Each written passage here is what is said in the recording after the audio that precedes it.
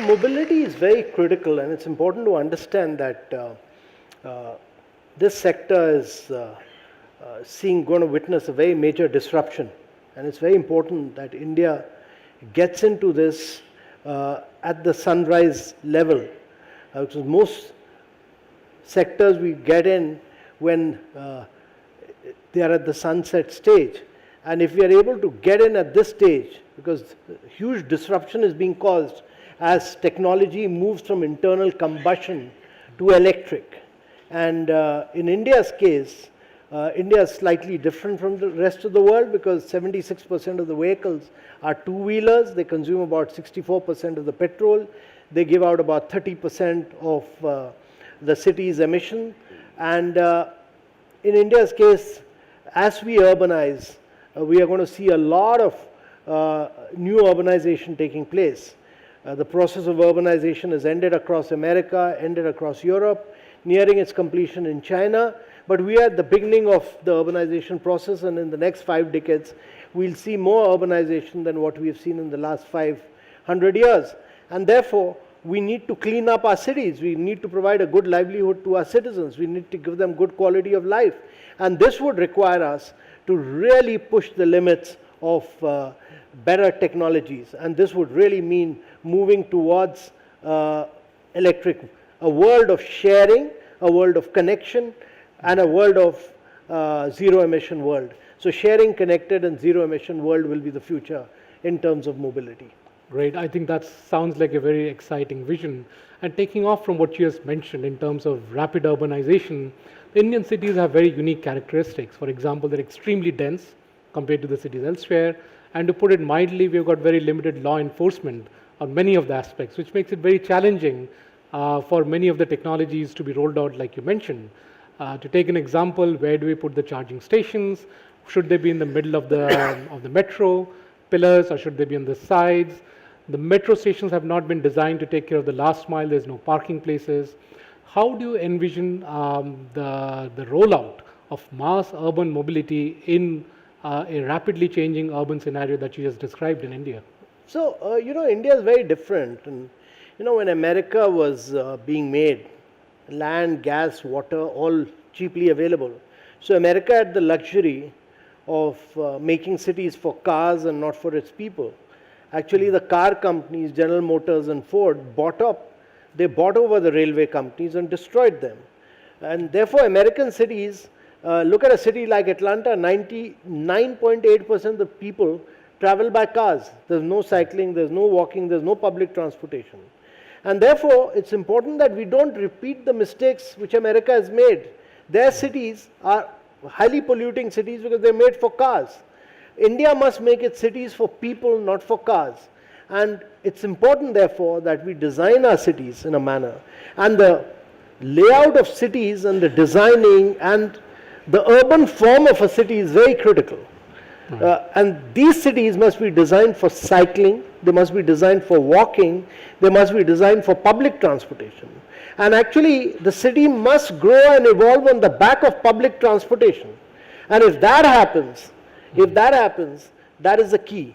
And along with public transportation, the last mile must be for two-wheelers, must be for cycles, must be for walking, and that is where a lot of Indian innovation will come in.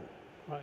And since you mentioned the word innovation, and thanks to all the efforts you had put in terms of Startup India and those large programs, what's your view of the role of startups and private sector, and startups specifically, in some of the exciting things that you just talked about? No, startups are the ones who will do all the disruption. So you have a startup like Ampere, Ather actually, which is in Bangalore, putting up a scooter which is the smart scooter of the future. Tarun Mehta and his group. And these people will really disrupt the future. They will bring in charging, so you'll have many startups doing charging. You'll have many startups doing innovative two-wheelers. You'll have many startups doing three-wheelers.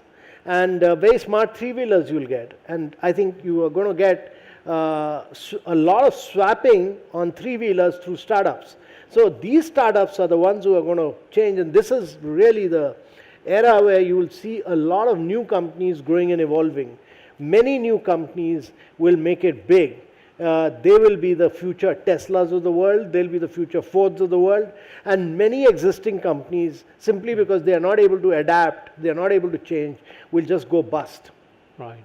So, sir, you mentioned about shared mobility and you talked about electric and so on. One of the names that comes to my mind is Smarty, who has been very rapidly scaling up and providing the last mile using shared three-wheeler electric rickshaws. How can they plug in some of the initiatives that the government of India is rolling out, such as One Nation, One Card? How can the startups plug in into this array of infrastructure that's being rolled out by the government? So the government's intention and objective is that they're across the board. You know, people travel by metro, people travel by cars, people travel by railways, people travel by buses. There should be actually just one card, and it should enable you to travel all over India. So a lot of spade work has been done. At the back end of it has been created. A lot of work in terms of technology has been done. And I think in the next 3 to 4 months, you will have unveiling of a One Nation, One Card. And that One Nation, One Card will enable a lot of this connectivity to take place, a lot of digital payments to take place on the basis of this card. You will be able to get into buses, into metros, into railways, all on the basis of this one card, and you will be able to do a lot of your debit and credit on the retail market along with this card.